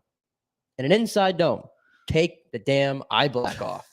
There's lights, dude. There's nothing he's using that for besides show. It's all show. It's a gimmick. He's a gimmick. He's a gimmick. Then he wants to. Oh, speaking of gimmicks. What is that? I don't know. We're not going to look at it. There's a picture of Kevin Kiermaier on your computer on Twitter of him wearing. It's not Kevin Kiermaier. I thought that's what it was. No, this is Chris Jericho's Twitter. So my wrestling Twitter is intertwining here with him. I thought that was KK in a fur coat. I'm like half naked. No. I'm like, what the hell is that? No. Don't worry about that. Did he do some type of a photo shoot or something? I don't know. Yeah, a little photo shoot. All right, give us. Anyway, but then it's like I could watch Kevin Kiermaier the way he warms up. He's got to back all the way up to the wall, show off his little arm, throw it all the way across the stadium, and then he comes out. He sprints out like he's in T-ball or something. I got to sprint to center field. Look at everybody. He's spinning his hand around his glove. He's always doing that. And then he's in the outfield. He's like doing his little stretch, his little lunges. Got to do the outs. Yeah, like this. Everybody knows there's 2 outs, but I'm going to do it anyway. But I have to do it like this. I can't do 2. You got to flick it too. Yeah. Flick it. Yeah, and then he gets you up don't to like the showmanship. No, I don't. And then he gets up to the plate, and he's like already like trying to run to first base when he's swinging. It just bothers me. Hell of a defender though. You really don't like him. No. And you didn't even mention his hefty salary. Yeah, $12 million, by the way. He admitted, by the way, to his credit, that he's pretty league average with the bat. He did admit that yesterday or the other day, by the way. But he said that when it comes to defense, nobody's better than him, which I will admit. Nobody is better than him. But is that worth $12 million to you? Nobody's better than him? Yeah. Like nobody. Nobody. Well, if we're going to go that far, he's very good. He's very, very good. 12 million good? Yeah. For this team? For this team, for 12 million, he should be, hitting 60 home runs a year. Thank you. Yeah. Not quite how it works, though. Not quite how it works. Just because he's our highest paid player doesn't mean he has to. Hey, respect. He was one of 3 guys who showed up in the playoffs last year. That's I'll right. Give him that. He did. I'll give him that. He did, which is something that we would like Brandon Lowe to do as well. So anyway, so what's the lineup today? You forgot to give us the lineup. I did give you the lineup. KK I rant. gave you the lineup already. I don't think you did. I got to do it again? Do it again. All right, I'll do it again. Last that I was laughing at your KK remarks. Anyway, Brandon Lau leading off, playing second. Mhm. Wander Franco batting second, playing short. Arozarena in left, batting third. Meadows cleanup in playing DH. Yandy Diaz at first base, hitting fifth. Josh Lowe is in center. He's replacing KK today, hitting sixth. And then 7, 8, 9 is Margot in right. Taylor Walls, who is still a Ray, playing third. Hasn't been traded yet. No. And Francisco Mejia doing the catching today. So maybe an opening day lineup there. That's pretty good. That's a nice lineup right there. And who we got pitching today? We got Josh Fleming on the mound. Josh Fleming's going for the Rays fans are telling me we're going to be just fine because we have Yarbrough and Fleming. Are you not? Are you not a fan? No, I'm not. I know you had great numbers and metrics about how Yarbrough's throwing 90 now and the cutter's spinning more, but until I see it, not buying it. Not buying it. Well, I mean, yeah, we got to see it in action, but I do think that, I do think that there's hope there. I mean, the guy's done it before, and he, last year could definitely have been an aberration, no question about it. So, I would like to see Patino and Baz in there. Sorry, Yarbrough, I'd like to see you more bulk roll, but I would like to see Patino and Baz get. And evidently, Shane Baz did throw, or has been throwing now after his surgery for having loose bodies taken out, and he says he feels tremendously better and maybe back sooner than later. So that's good, right? I guess that is good. Very good. So yesterday, Mark Topkin wrote a piece about Taylor Walls, saying couldn't agree more, retweeting Ron DeSantis's, I guess, proclamation on transgender athletes shouldn't be competing in women's sports. And I said, interesting to note that Mark writes, this did not sit well with his bosses. I don't know if he had a conversation or he said, I think he kind of inferred that because of the, I would say, left-leaning politics of the team. We've seen them, tweet some things out, and not that that's a bad thing, but if that's where you're sitting, I mean, I'm not sure that the fans, their fans, are predominantly in that corner. Not that really matters, but my point was, he inferred that Walls does not respect inclusivity in gender and racial issues, which is horribly inaccurate and an unfair assumption. And I think that the people, for the most part, if you look at the comments after from Mark's story, I think it would probably be 10-1, 50-1 supporting Taylor Walls. Would you agree with that that assumption? I mean, you looked at all the comments. Yeah, I would definitely agree with that. Yeah, and I think that's interesting. And I think maybe are the Tampa Bay Rays going to come out with a position supporting Leah Thomas and supporting? And I think, and I hate to make it more about Leah Thomas, to be quite honest, because I think, and I've said this many times, I have a lot of compassion for what she's going through. It must be very, very difficult to be going through what she's going through. I mean, some people will take issue with that because she's the one that is deciding to compete. But, if you're in her situation and you want to compete, it's a bad situation all around, quite frankly. It's one of those situations that whatever the solution is, somebody's going to be disappointed, and severely so. So I do have compassion for Leah Thomas. I don't have compassion for the NCAA, who are the adults in this and completely punted on the issue and kicked it down the road. And that's, completely cowardly, but that's typical of what the NCAA will do. And so I think if there's going to be all this vitriol and hate to Taylor Walls and, people saying trade him, then, I think if you look at the overall comments on all of this that has taken place in the last couple of days, I'm going to think that Taylor Walls and Rays Nation is much more for. And by the way, two things can be true. You can love the LGBTQ community, as I do, and still be against Leah Thomas competing in these NCAA championships. That can be both. In fact, I would say overwhelmingly that is the case. The people that don't agree, like Bruce Jenner, with her competing, are also very much in support of the transgender community, obviously. So, and that's the thing that bugs me more than anything about this automatic assumption that if you're not supporting Leah Thomas and transgender athletes in these competitions, then you're automatically anti-LGBTQ, which is ridiculously inaccurate. And I think it's a leap that just does not need to be made. But we tend to do it, and it's very divisive. It's very divisive. So I would think both of those things can be true. You can be against that transgender athletes competing in these high competition and also be very much in support and inclusive of gender and racial issues. That's my biggest beef with this whole thing. And I think if you read the comments, I'm sure Mr. Topkin probably realizes that now too. But I don't know. We'll see if there's any type of retraction or anything, or if the Rays come out and make some type of statement here. And did it truly anger their bosses? If it did, I'd like to hear a statement from them. All right. Anything else Rays related that we need to get to? Oh, Timmy Beckham pimping his home run yesterday. Oh my gosh. This guy. No. This guy. Come on. He hits a bomb. He had a moment. He had a bomb. He had a moment. He wants to flip his little bat in the 5th game of spring training for a team he has no shot of making. And go around the bases. Just a little slow walk. I know he might not hit another one ever again, but a little slow walk around the bases. People lost their minds. I'm looking right at you, Kevin Cash. You didn't like me. I mean, people lost their minds because he was a waste of time. It's not his fault. It's the organization's fault. They didn't want to pay Buster Posey, and so they took Tim Beckham. Why is that his fault?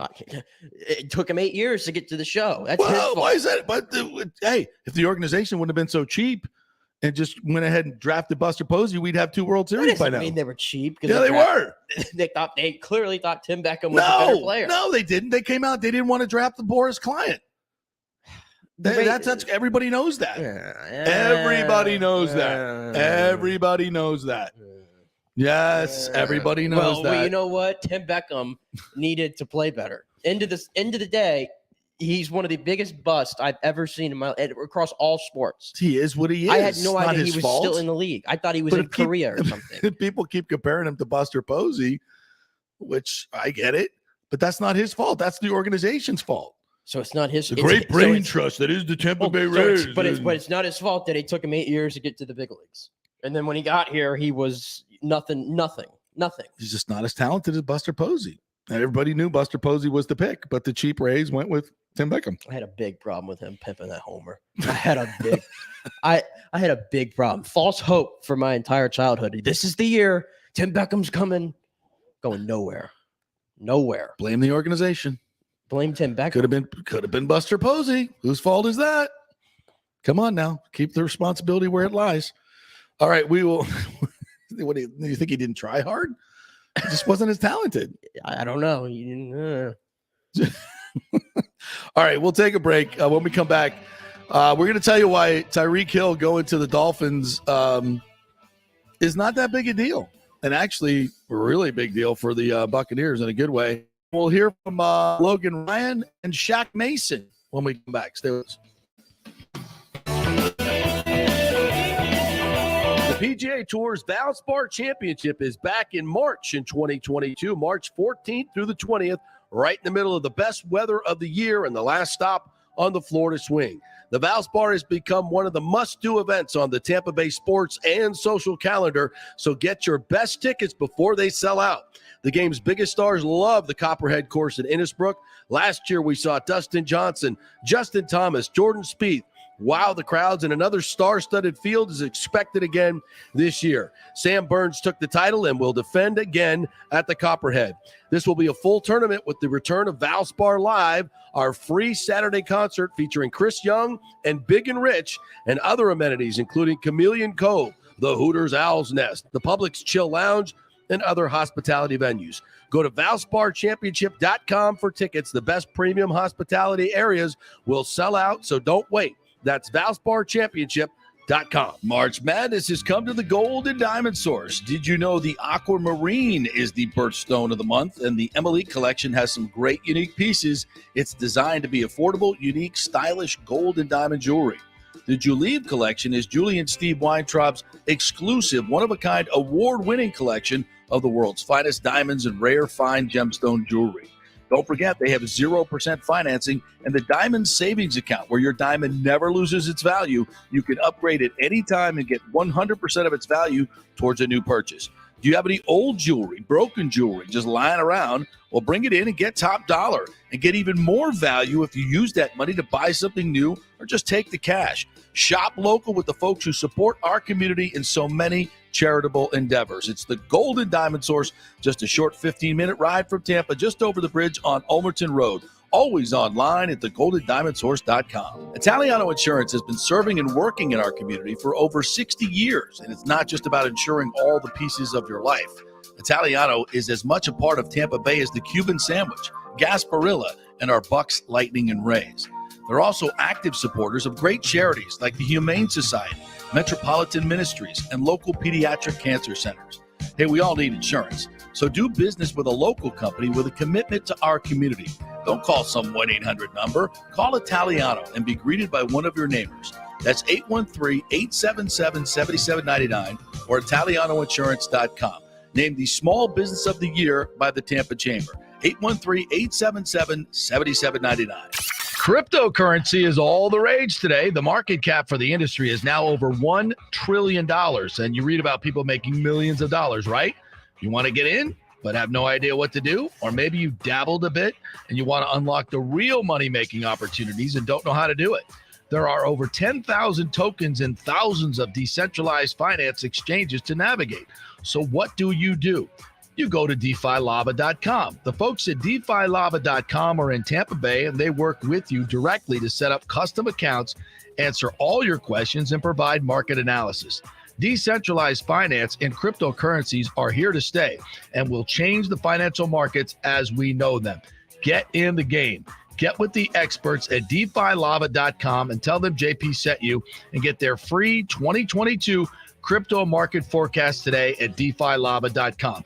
Don't get left behind, folks. Make some money at DeFiLava.com. Pure sports. JP is back on. Welcome back. FanStream Sports.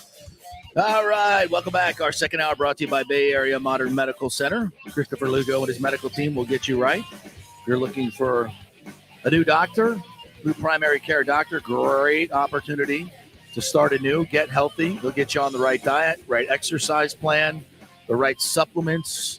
Everything's personalized medicine over there. If you're thinking about a one-size-fits-all mentality, which is what Western medicine traditionally has been, they don't do that at Bay Area Modern Medical Center. It's a totally different approach. It's personalized, individualized to how your body metabolizes medicines, food, etc. So get a up and get an appointment. Just go to their website, BAMMC.com, and see what it's all about and get healthy. It is a matter of life and death these days, no doubt. BAMMC.com.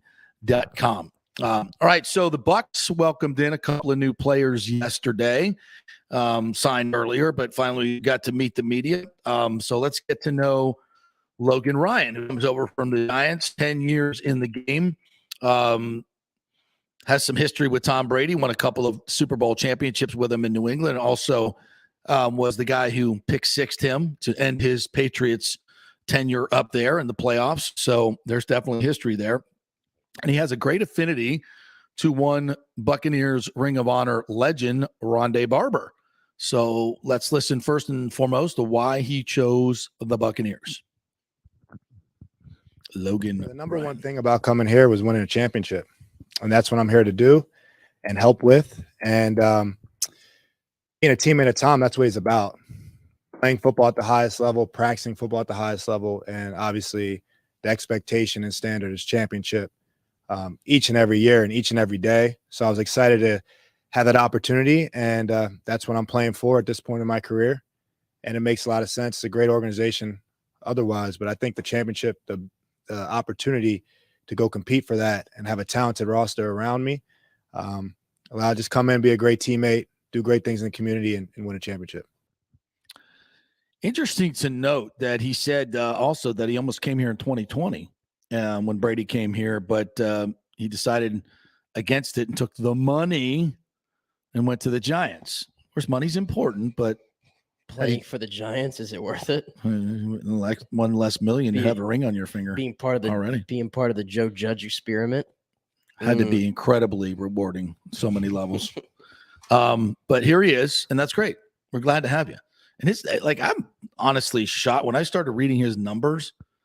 Like, they're off the charts. I mean, 19 career interceptions, sacking the quarterback, tackles for loss. It's very, very much a versatile Rondé Barber type stat sheet. That's immediately when I first heard the soundbite about Rondé, I immediately went to a stat sheet. I'm like, well, damn. I mean, he's got Rondé Barber light kind of numbers all over the field, and I think that's what Scott said on the show Tuesday. He thinks he's going to play that kind of nickel position, third corner, rather than playing safety for the Bucs, and that's why he mocked draft Lewis Cine out of Georgia to play safety. Yeah, so that might end up being his role here. Well, you put Cine out there with Antoine Winfield and Logan Ryan in the slot. Ooh. How about that? What's that tell you about Sean Murphy Bunting's role here? You're now a death corner officially. But and those are the type of things. Competition, iron sharpens iron. It does. Yeah, they'll light a little fire under his ass, and maybe he'll be better. It does. Yeah. Well, let's play that soundbite. Number 7. He has a great relationship with Rondé Barber, and has leaned on him a lot in his career.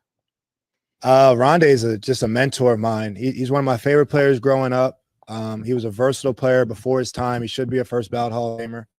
And I really wanted to reach out to him and get to know him because I loved him as a person and how he handled himself in the community, but also his durability. I really wanted to know the key to durability. I really wanted to know the key to staying on the field. And so we had a lot of talks on how do you play 16 years without missing a game. And a lot of that is good fortune, but there has to be something to it. And so I try to learn his formula a little bit and how to be available to my team each and every day. I'm going on year 10. I missed very few games in my career, but I hold myself to a category. Very few players in this league have hit certain achievements, such as a combination of sacks and interceptions and tackles and games played. And I know God's good at one thing. I try to expand in every category. 4 fumbles, and Rondé's and Charles Woodson are some of those guys who've done it in each category. So Rondé's just a gold standard to me. One of my favorite players growing up. Obviously located in Tampa. I have a house in Tampa as well. So anytime I can bring him on the field or anytime I can ask him to go to dinner, I'm just asking him everything I can. And he probably gets annoyed at me a little bit. But now I'm a Buc, so maybe he doesn't, maybe he minds it a little bit. That sounds fair. I learned a lot of things there. I did. He had a house in Tampa. So that tells you right there that maybe this is more of a draw than we thought. Not just because of Tom Brady, clearly. Oh my God, yeah. Clearly, it's become many a draw around the athletes league. from other teams live here, especially baseball players. Yeah. But even it's just it's a destination spot. Yeah. Shout out to Stu for that destination. Except for baseball players. Well, it's a destination spot for guys to live on other people's payrolls. No, I'm kidding. But anyway, I am kidding. No, you're not. No, I'm kidding. We're moving on anyway. But no, I listened to him there talk, and he kind of reminds me of what the Bucs wanted last year in Richard Sherman, which is finally getting a veteran back there. And I think I said this, Richard Sherman brought everything he wanted, except that his body broke down. Yeah, Logan Ryan still got some football in him. And hearing the way he talked there, he kind of reminded me of Richard Sherman, giving these really well thought out responses. And you could tell he's going to be a mentor to the young guys, a pro, a Super Bowl champion. Again, the guys they keep bringing in are just guys who have already won Super Bowls for the most part, just adding more experience to the pot. So, he's a great addition. By the way, what the hell's Gronk doing? What are you doing?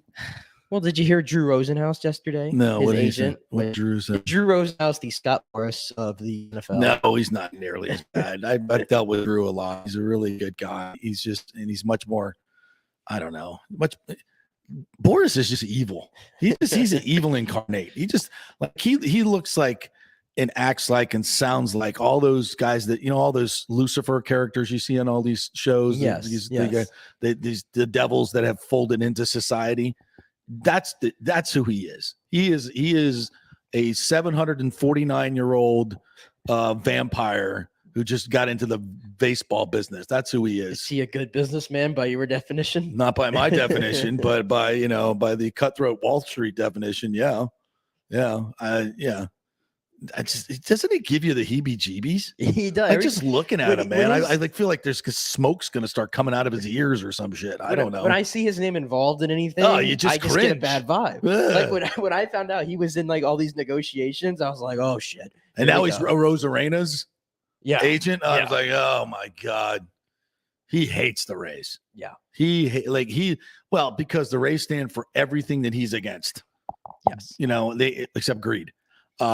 That's just the but no, it's like he hates what the Rays do. Like it's an antithesis of what he wants done. He wants every player paid as much as possible. And the Rays having success with low payrolls is the worst thing that could ever happen to Scott Boras, which is why, as Lucifer, he does, why he doesn't put some type of curse on the Rays. I don't know.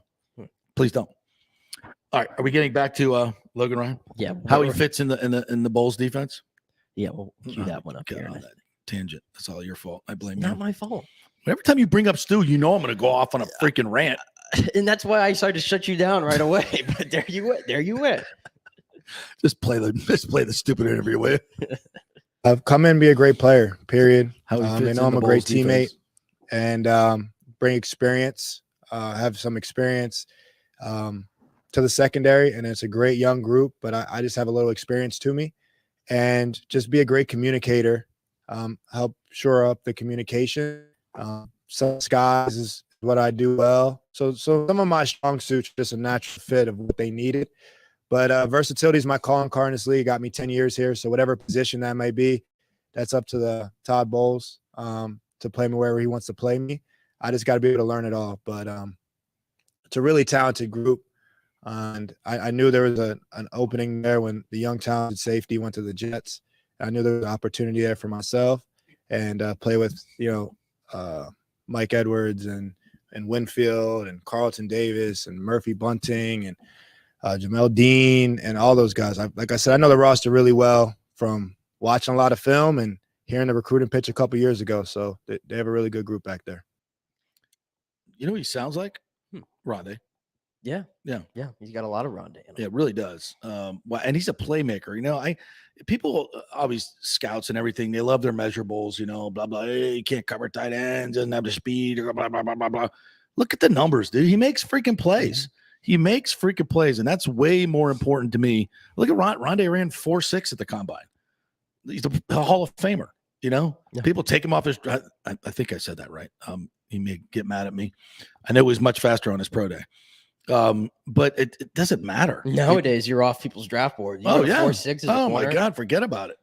Yeah, and so these are, but these guys know how to play. Their playing speed is way faster than their 40. Nobody runs a 40 when you play football. Yeah. It's so, and this is one of those guys. Yeah, he's definitely a good guy to replace Jordan Whitehead, who really was a big important piece last year. I thought he really was. I don't want to undersell that. But did miss some critical tackles. He did. Did miss some critical tackles. We didn't even jump into that tweet that he had, I think, at the beginning of the week, where he, for some reason, he thinks that Bucs fans are like acting like he was never good or something. Well, when they get traded. But I guess I never saw that, really. Everybody wanted him back. Yeah. And he kind of said that the only reason why people think I'm bad in coverage is because the Bucs made you think that. You saw that tweet? I did.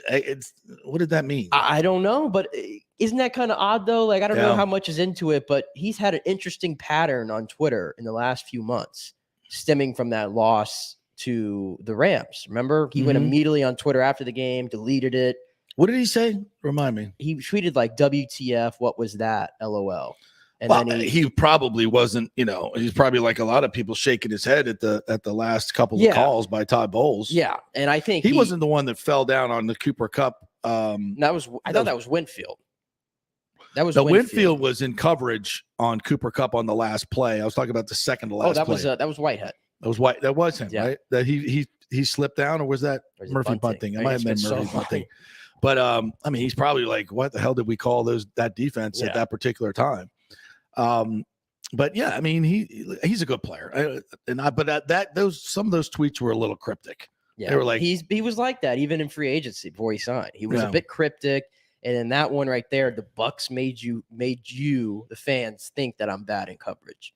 I didn't understand that one. I don't remember. Did Bowles or Arians call him out or anything? I don't remember. That I knew. Oh. No, it was just a little interesting. Maybe maybe he feels like he was put in a bad position, to cover certain guys at certain times. I don't know. Whatever. Who knows? Logan Ryan is here now, and we wish Jerome the best. I think he's a hell of a player, and I think he's going to have a great career. And go prove yourself in another system. All right, Shaq Mason, who I had the pleasure of covering when he was at Georgia Tech when I was up in Atlanta, is as good a human being you'll ever meet. And just a mountain of a man and one of the best run blockers we've ever seen in this league. Played with Brady, obviously, winning a Super Bowl championship in New England, and now he's coming in here to fill in for Ali Marpet. Although I see him play right guard or left guard. Who, Mason? Yeah, I think he might be. Right guard. I think he played right guard, but obviously he's going to slide to the left. Yeah, I think he could, wherever they want him to play, it's interchangeable. He's that good. But let's listen to him. Let's do number 8, playing with Tom Brady once again. Reunited. that again? And it feels so good. Please play the freaking interview before I have to sing another bar. I got to cue it up. These so people are like, I had to please, have you sing a different bar. You see how he comes to work each and every day. You see the standard that he holds himself to, and whether you want to or not, you naturally you uphold yourself to a higher standard and a higher level of execution as well, just from simply just being around the guy. And that says a lot about him and his effect on everyone around him. Yeah. Somebody mentioned this on Twitter, listening to all the press conferences yesterday, do these guys get tired of answering questions about Tom Brady? Because like 90% of the questions are about Tom Brady. And, all right, here's another one. Let's play number 8. Playing with Tom Brady. These poor guys. It was a lot of intense practices, but go back to OTAs. It's always a lot of chirping between the DBs and Tom per se, because it's always that they all want to pick off Tom. They all want to, that's just the way it goes. And good day or bad day, we knew the level of intensity was going to be high, whether it was training camp or OTAs. And I think that just, as I said, just raises the standard when you have those intense practices, those intense periods. And as Logan said, it made games so much easier because practice was the hard thing of the week. And we've known this for a while. We've had a lot of these responses. All right, let's hear him talk about landing in the perfect spot. Not about Tom Brady. Well, maybe it is. I don't know. When I heard about it, I was initially shocked because it wasn't on my mind at all or anything like that. But when I knew the destination, I instantly excited because it's what better place to come to, or what better position to land in, and being with the contender, great high-powered offense, great defense, great staff. I feel like I landed in the perfect position. I was waiting for him to say it there. He was almost setting it up. What? He's like landed in a great, with a great, and I was waiting for him to say quarterback. Brady. Yeah, quarterback. He's like, I'm going to have one answer where don't say the word Brady. Don't say the name Brady. So welcome, Shaq Mason, Logan Ryan. Good to have you. William Golston also spoke yesterday. He's back for his 10th season with the Bucs. What a great, I think he was originally a 4th-round pick out of Ohio State, came out early. Michigan State. You got to get that right. Yeah, sorry about that. Rivalries there. And kind of came out, I think a little raw, a little early on. Maybe, people thought that he may have jumped the gun a little bit to get into the draft, but he's had a tremendous career here and has played his best football the last 2 or 3 seasons for the Buccaneers. And I just don't see any drop off with this guy. I just think he's going to be as good or better than he was last year, and a great rotation guy to have, good, versatile player. It's been a hell of an offseason for the Bucs, getting all these guys back. And now it's, next up is Gronk. And I come on. He's got to be coming back. When I got to my point at Rosenhaus, he was asked about it yesterday at Tyreek Hill's press conference, who he's also his agent as well. Mm-hmm. And he gave the same answer. Well, yeah, they're in communication. They've reached out to our camp, and he doesn't think Gronk's decided anything yet, and he's still taking time and all this. Are you kidding? They're still trying to figure out how this is going to work from a monetary standpoint, obviously. Yeah, because the bad things with these 1-year deals is you can't really, you can't spread them out. No. So I don't know if Drew doesn't want to do a couple avoidable years or whatever to help the salary cap. He can't really be thinking about going and playing in Buffalo, is he? They're a contender. There's no way. There's no way. You got a great quarterback. Maybe play 1 year without Tom Brady. What's the sense there, though? He's not from Buffalo. Go back home. They're in the they could. They had a really good chance to win it. But they have Dawson Knox. Yeah, and they Dawson Knox a really good tight end. Howard. They signed O.J. Howard. Okay, great. Maybe that's why he won't go there. Exactly. I'll be in a room with that guy again. No, O.J.'s a great guy. Yeah, we should wish him the best. No, he was there at Cameron Brate's wedding. I know a lot of other Bucs were, but some Bucs were not. Notably, Brady. But he still gets his. Sorry, man. Can't leave the house. He's still here in town. He's doing his thing. He goes to the West Tampa barber shop. He was wearing Bucs gear. Come on, and saying, I'm coming back. Yeah. He's coming back. He's waiting for Brady to get back to blow the horn. Have you seen that video? blows the horn, the shell horn. Yes. And Gronk comes running out of the woods. Those were great days, man. Those were great days during the pandemic. The best. They were. Remember when we were just like, oh, Brady, where's Brady practicing today? Oh my gosh, because the park was closed. That's when the freaking TPD lied to me. They lied to you? They lied to me. I wasn't with you at the time. No, they lied to me. I got it on great authority that he got kicked out of the park on Davis Island. Of course, I was like, that's like a block from my old house. So I know exactly where it was. And I called some of my neighbors and they were like, oh yeah, Brady was out there. No doubt about it. I'm like, really? Well, what happened? And they're like, oh, somebody came up and kicked him out, blah, blah, blah, blah, blah. I'm like, all right. So I called TPD and I'm like, hey, did somebody blah, blah, blah, blah, blah. And they're like, well, we have no reports of that. No, did not happen. Did not happen. I'm like, yes, it did. Yes, it did. It turned out to be, I guess, a park employee. which is what? It was a park employee, but I think because there's cops down there all the time just hanging out, taking their break. And I'm sure TPD knew about it, but they didn't want to say anything about it. And then it leaked out because Mayor Castor said it like 2 weeks later after I'd already reported it and said, oh, but the TPD said no. I'm like, come on. But yeah, I called the guy and talked to him. He's like, I'll check on it. And he's like, no, there was no sightings of Brady whatsoever, blah, blah, blah. But it was like, it was a park employee. Do you remember, too, when he was practicing at Tampa Catholic? And it's Berkeley. Yeah. And you had people like paparazzi in the bushes. Yeah. And literally a helicopter. Yeah. I remember that. We watched Jalen that. put the helicopter up. A helicopter. Yeah. You're trying to just practice and you look up, there's a damn helicopter. Well, why not? That's what people want to see. I mean, we were bored during the pandemic, were we not? Well, we had to see some kind of remnants of something. Can you imagine being a park employee? Like you're over there and you're like, is that Brady? Oh, nobody's allowed to be playing in the park. I guess I have to go. You're going to be that guy. I'm going to go over there and tell him that you're not allowed to play. Excuse me, Mr. Goat. And he says, yes. I'm sorry. There's been a decree from the mayor that the parks are closed for COVID. And what did Brady say? Why would the park be closed? Why don't you want people outside exercising, breathing in the fresh air? It's good for you. No, he didn't say that. No. But yeah, we met once upon a time. We closed the parks. What a hell of a time! Think about that. Science. Close the parks. We put everybody gather inside and breathe on each other instead. It's a much better idea. We go to Publix and get your COVID, bring it back to the house and spread it. That's the rule now.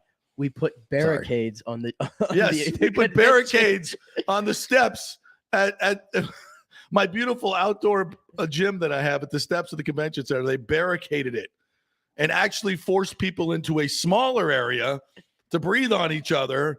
Brilliant ideas. So many great ideas we had. I don't know how this turned following the science. I don't know how this turned into a COVID rant, but your fault. I blame you again. It's not my fault. No, all right. We'll take our final break here. And what have we not? Oh, have you heard the Icon Park story? Brought that to my attention. Oh this my morning. God, this is terrible, tragic. Oh, cannot believe it. If you're an amusement park person, you're going to want to hear this. And by the way, people need to react better to these things. My God. We'll talk about that and the Sweet 16 as well. We got more games tonight. Stay with us. The world economy is in chaos, and mortgage rates are going to go higher in the next few months. Meanwhile, home values are up 24% in some neighborhoods of Tampa Bay. Do not miss this opportunity to refinance your home, get some much-needed cash to handle skyrocketing inflation, and fill up your car. Contact Scott Fitzgerald at American Mortgage Services. Even if you've recently refinanced, Scott can make the deal work because he charges no lender fees like the big boys do. He will also shop your loan around to dozens of lenders and get the best rates and terms. Let them compete for your business. The big banks charge huge lending fees. Customer service is simply a phone number with endless wait times. Scott is local and will personally take your call. Here's his cell phone number. Tell him JP said you could call. 813-294-7595. Scott's done over 3,000 loans, including many coaches and athletes. He will answer your calls and concerns and give you workable strategies to be smart with your money. Reduce your payments. It's not just what you make, it's what you keep. 813-294-7595 or email him at scott@amstampa.com. The health professionals at Bay Area Modern Medical Center want you to know it's time to commit to a new healthy lifestyle. It's literally a matter of life and death. 42% of Americans are considered obese, and being obese made you 3 times more likely to be hospitalized by COVID. So getting in shape is not just about looking better, it's about living much longer. At Bay Area Modern Medical Center, they take a very different approach to primary care. It's personalized preventative medicine. Christopher Lugo and his experienced staff are proactive in looking at your issues before they become a problem, encouraging a healthy lifestyle with proper diet, supplements, and exercise to optimize your active lifestyle, building up your immune system, not destroying it with poor nutrition and bad habits. So call for an appointment, maybe change your primary care, and get on a journey back to full health and a happy life. Call 844-977-3477 or go to BAMMC.com. Tell them JP sent you for priority scheduling. 844-977-3477 or go to BAMMC.com. Have you purchased a home in the last 10 years and the stucco is starting to come loose from the upstairs portion? Well, that can cause some serious damage that you can't see until it's too late. Is it becoming an eyesore? Have you contacted the builder and just can't get any relief? That's very common here in Florida. So call the law offices of Christopher Palermo. They can help you. Call 813-221-5636. That's 813-221-5636. He's recovered millions for his clients. The law offices of Christopher Palermo at PalermoPA.com. Pure Sports. JP is back on. Welcome back. FanStream Sports. All right, welcome back to the JP Peterson Show, presented by Bay Area Modern Medical Center in our second hour. Also presented by the law offices of Christopher Palermo. If you have any issues with stucco damage in your home, check out his website, PalermoPA.com. A lot of good information there, and he'll tell you if you have a case. It could cost you a lot of money down the line if you don't look into it right now. So go to PalermoPA.com and give him a call. All right, a couple of stories I want to get to. Icon Park is this kind of open air amusement park out in Orlando. It used to be a big tower, actually, when you go down I-4. And this is this new ride that's been open for about 4 months, where it's a big cylindrical tower. It goes up, and then it kind of drops real suddenly. It's a 430-foot free fall. And evidently, there was a kid, a teenager, 14-year-old boy that wasn't buckled in correctly or something malfunctioned, and he fell to his death. And the video was all over Twitter, and people are actually sharing this video, which I can't believe. Do not share the video, and you don't want to watch it, folks. You don't want to watch it.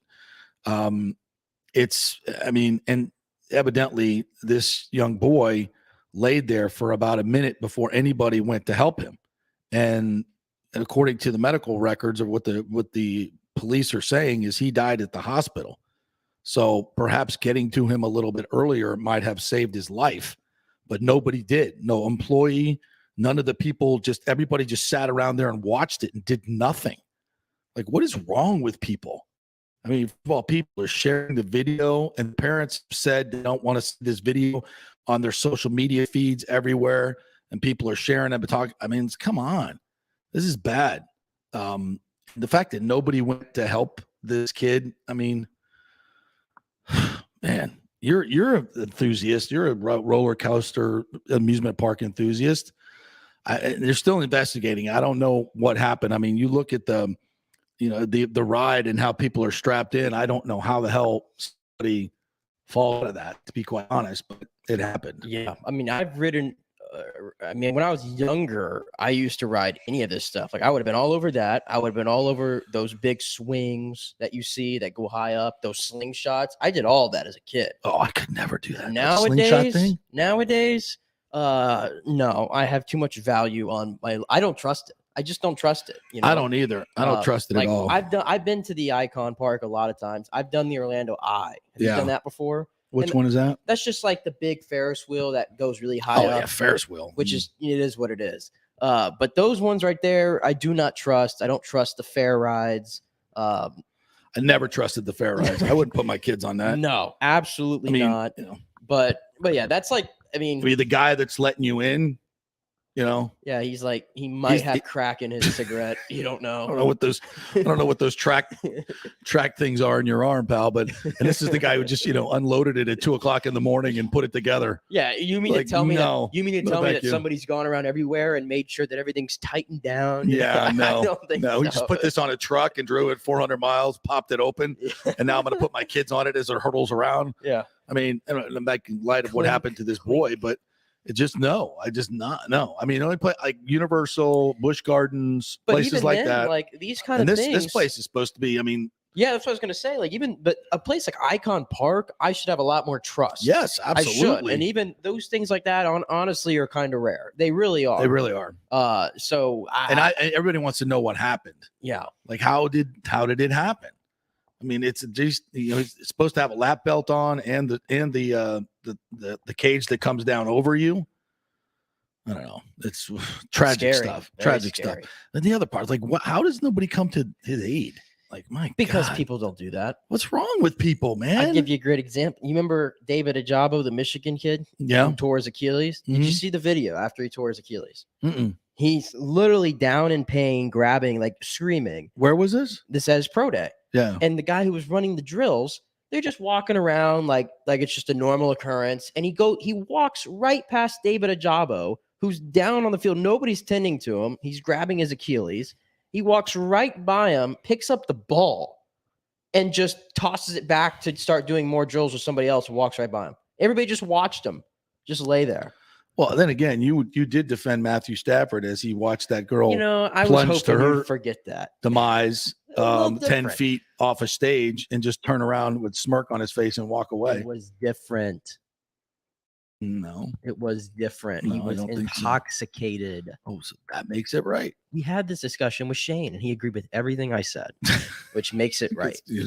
He supported him because he's a quarterback. Yeah, I don't get that.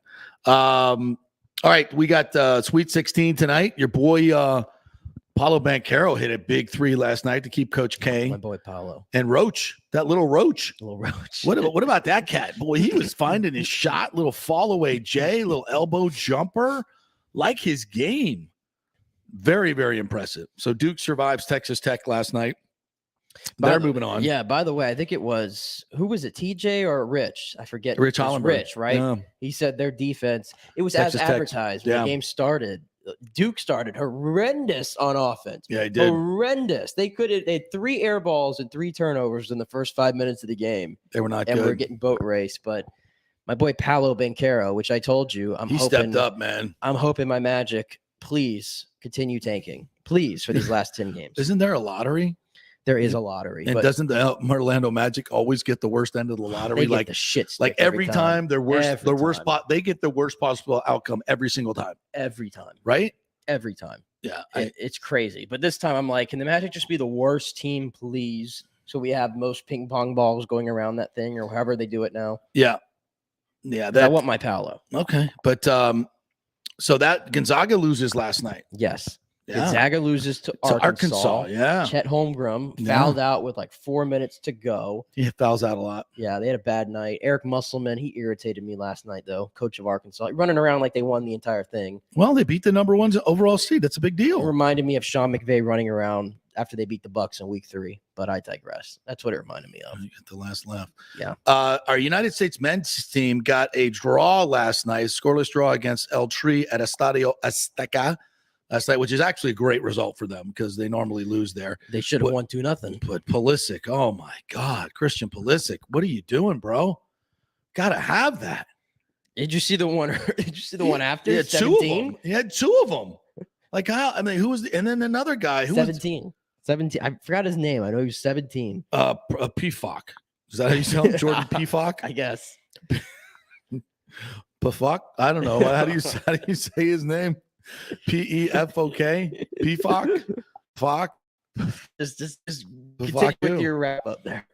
He missed. Like, how does he miss that one? That was awful. That My was God. embarrassing. Dude, Embarrassing. like, I mean, we had a chance. They finished that off. We're in the World Cup. They don't make it easy on themselves. No. Every year for the World Cup, they're playing I mean, you're playing Mexico, okay, but it's like I have just bad feeling. Like they're gonna play, I think, Panama or El Salvador next, and they just need to get points to move on to the World Cup. Yeah, and I just have this bad feeling because they just can't put things away, and they make everything so difficult.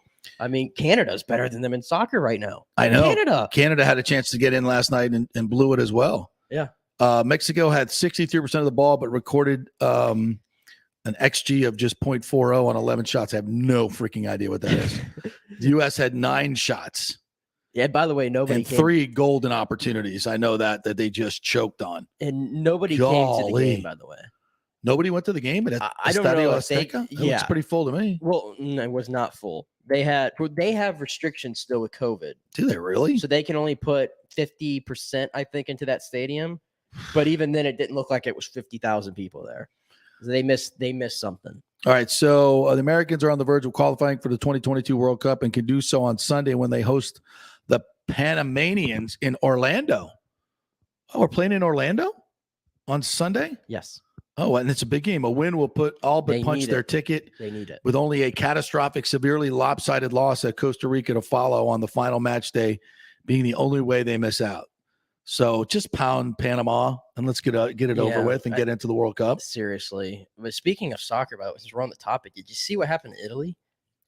I don't think you can understand the craziness of this. You're Azuri. Azura. Is that what they're called? Yeah. Azura. They did not qualify for the World Cup. They lost the 91st minute. It was 0-0, and North Macedonia scores to knock Italy out of the World Cup qualifier. North Macedonia. Yeah, and this is I didn't even know Macedonia was split.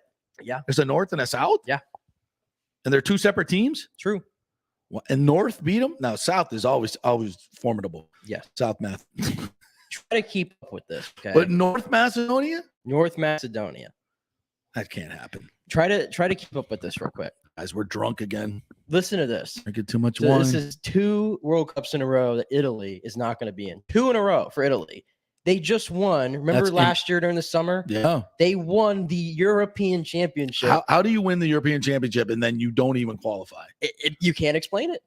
You can't. They were runners up in 2012 in the European Championships. All this is they won the World Cup in what? 2006. 2006. And they can't qualify for the World Cup 2 cycles in a row.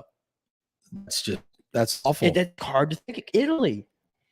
So they're playing. I would guess they're playing at the soccer stadium in Orlando, or are they playing at the? Oh, it's perfect for a game like that. It's gonna be Camping World, I think. Oh, really? Yeah, there's gonna be camping. They always go to Camping World because, in all due respect to Orlando City, this is more of a draw. They can put that. In Camping World. It's only 30,000 in Orlando City, but they're going to fill up Camping World for this. They should. They should. Yeah. Orlando's a big soccer market, so that's why they keep coming there. Why has Manchester United never played in Raymond James Stadium? That makes 0 sense. It's a good question because they come like these preseason tournaments. Yes. They send International Cup over. There must be some NFL rule. There has to be. I think it's the field. It is the field. No, that stadium was made to play World Cup games. I know, but there is a real thing. We're going to host World Cup. There's a real thing though about the fields. I'm saying in here over in the USA are a lot different than the ones they play on over there. There's a real thing with that. So I think they're very selective. Oh, so the actual turf. Yes, I think they're very selective on what they want to choose. Because we're supposed to have like the best turf around. Yeah, not for soccer. For soccer. It's different. Interesting. All right. What else we got that we have not got to today? The Dolphins and Turiel yesterday during his press conference, he just basically said, "Yeah, it's about the money. It's about the money. They were going to make me the highest paid receiver ever." I'm like, "Yeah." My favorite one was the who? Perfect. The Jets. Oh no, I would never go in there. Yeah. Nah, man. I practically live in Miami. I was coming here. Absolutely. Of course. Why would you not? To do anything else we need to get before the weekend gets rolling here? I don't believe so. No, we've covered a lot today. We really have really gone all avenues today. All right. Well, it's been a fun week. It really has. We got into a lot of interesting topics and Twitter debates. So thank y'all for tuning in. Let's just do this on this Friday. We have reached record numbers. We're I think we're approaching 45 to 50,000 listens this month, and we really appreciate you guys jumping on board. We're giving an alternative to a lot of the coverage that you guys clearly do not like. So we're giving you guys a voice. So appreciate it. Please retweet our shows out because Twitter throttles us down tremendously. We'd appreciate if you guys would retweet our stuff, retweet the shows, retweet all of our different interviews that we put out there. We really appreciate it. And of course, subscribe to Apple and Spotify and YouTube. And we can continue this with the help of our great sponsors, which we really, really appreciate. All of our great sponsors. Have a great weekend, everybody. Enjoy the great Florida weather here and have a good weekend. And go Bolts this weekend.